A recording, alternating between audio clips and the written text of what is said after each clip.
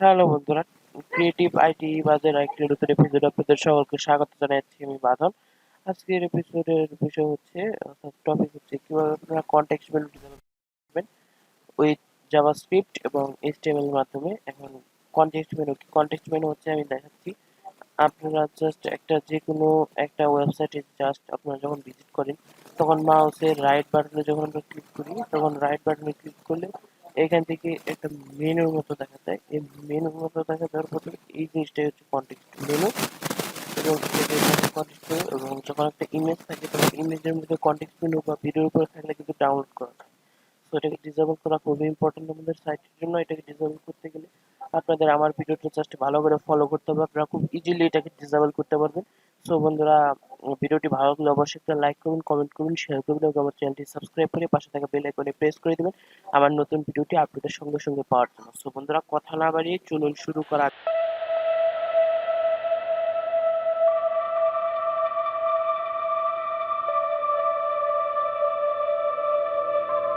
Welcome back guys. So প্রথমে আমরা একটি এইচটিএমএল ফাইল ওপেন করছি। সো এটা হচ্ছে এইচটিএমএল ফাইল।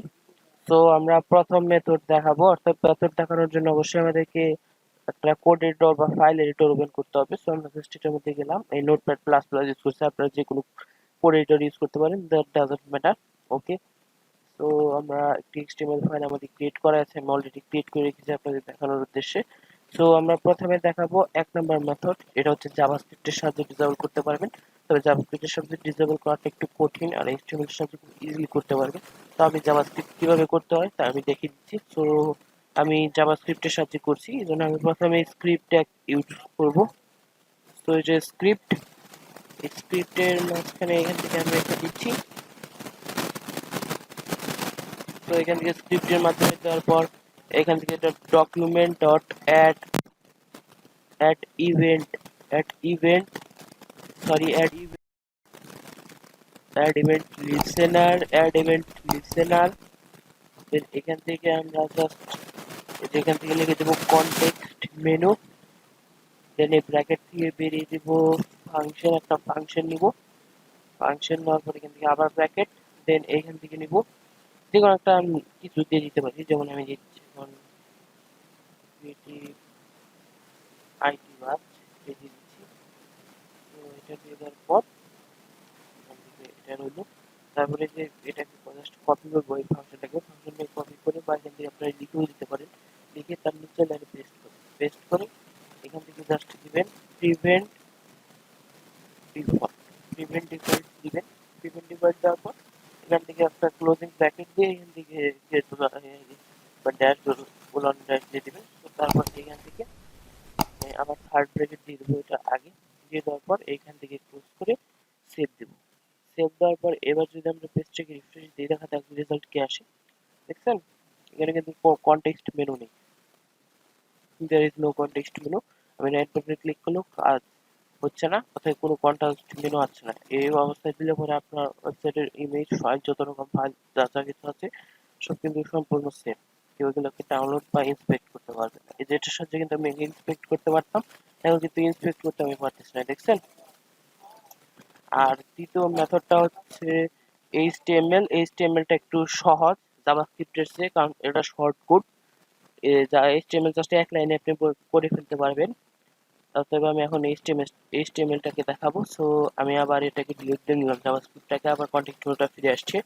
সো এবার করার জন্য কি করবেন, আপনার যে বডি ট্যাগ আছে এই বডি ট্যাগে এখান থেকে লিখে দেবেন, বডির মধ্যে লিখে দেবেন বডি অন কনটেক্সট মেনু। দেন এখান থেকে ফলস। দেন এই কমান্ডটা লিখে জাস্ট যদি আমরা সেভ দিই, সেভ দেওয়ার পর দেখা যাক আমাদের রেজাল্ট কি আসে। সো আমরা ব্রাউজার ওপেন করে ফাইলটাকে দেখি, তাও কিন্তু কনটেক্সট মেনুটা আসছে। অতএব এটার সমাধান কি, এটার সমাধানের করার জন্য আমাদের ভেরিয়াস টাইপস অফ ফাইল অর্থাৎ একটি ফাংশন ইউজ করতে হবে। এই ফাংশনটা এইচটিএমএল ফাংশন, এটা জাভা ফাংশন না। তো এখান থেকে অন কনটেক্সট মেনু, দেন এখান থেকে এই ফলস কমান্ড দিয়েছি আমরা। সো এই কমান্ডটাকে আমাদের একটু এডিট করতে হবে। সো এটা কিভাবে এডিট করবেন আমি আপনাদেরকে বলে দিচ্ছি। সো এটা এডিট করার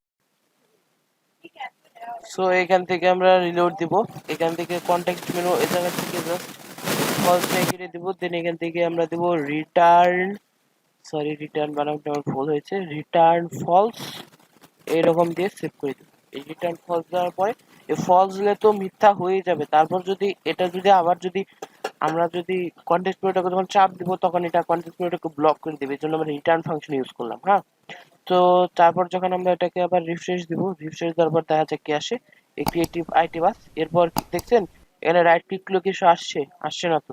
এখানে কিন্তু কোনো জাভাস্ক্রিপ্টের তো কোনো কোডও নেই, জাস্ট এই যে একটা এইচটিএমএল, এই কতটুকু কোড, এই লাইনটুকুর মাধ্যমে আমরা কন্টেক্সট মেনুটাকে ডিসেবল করে ফেললাম, যার সাথে আমাদের ওয়েবসাইট সম্পূর্ণ সেভ হয়ে গেল কিন্তু বন্ধুরা। হ্যাঁ, তো বন্ধুরা ভিডিওটি এই পর্যন্ত সমাপ্তি রাখতে হচ্ছে, কারণ আমাদের আজকের টপিক এই পর্যন্তই ছিল।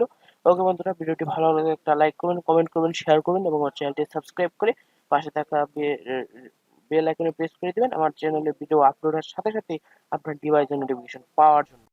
কি বন্ধুরা, এরকম আরো অনেক অ্যামাজিং টেক্সট রিলেটেড প্রোগ্রামিং ও আমার চ্যানেলে এই ভিডিওগুলো একের পর এক আসতে থাকবে। সো সবাই সুস্থ থাকবেন, ভালো থাকবেন এই কামনা নিয়ে আমার চ্যানেলটি সাবস্ক্রাইব করে আজকের ভিডিও টপিকটি আপনারা শেষ করবেন আশা করি। আর সবাই সুস্থ থাকবেন, ভালো থাকবেন এই কামনা নিয়ে আমাদের আজকের ভিডিওটি শেষ করছি।